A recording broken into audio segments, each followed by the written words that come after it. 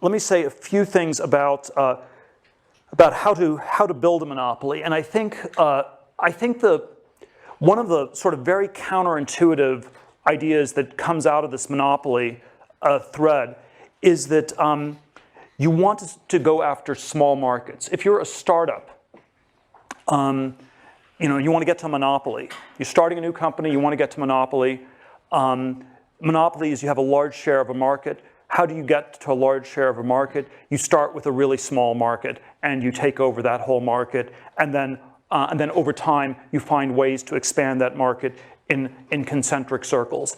And the thing that's always a big mistake is going after a giant market on day one, because that's typically evidence that that you somehow haven't defined the categories correctly.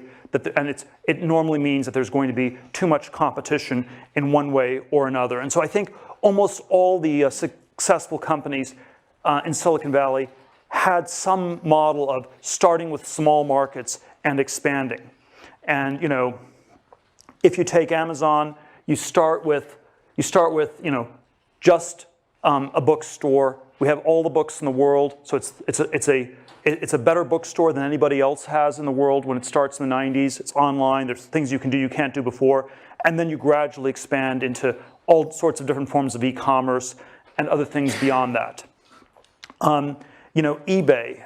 You start with Pez dispensers.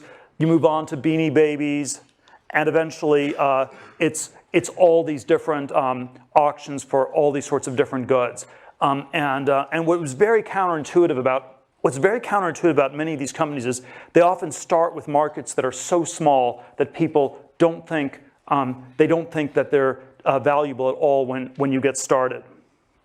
The PayPal version of this was we started with power sellers on eBay, which was about 20,000 people. When we first saw this happening in December of '99, January 2000, right after we launched, there was a sense that these were all, it was such a small market, it was terrible. We thought these were terrible customers to have. It's just people selling junk on the internet. Why in the world do we want to be going after this market? But there was a way to get a product that was much better for everybody in that market. You could, and we got to something like 25, 30% market penetration in 2 or 3 months.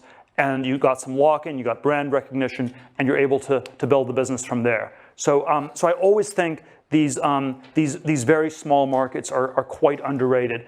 The Facebook version of this I always give is that the initial market at Facebook was 10,000 people at Harvard. It went from 0 to 60% market share in 10 days. That was a very auspicious start.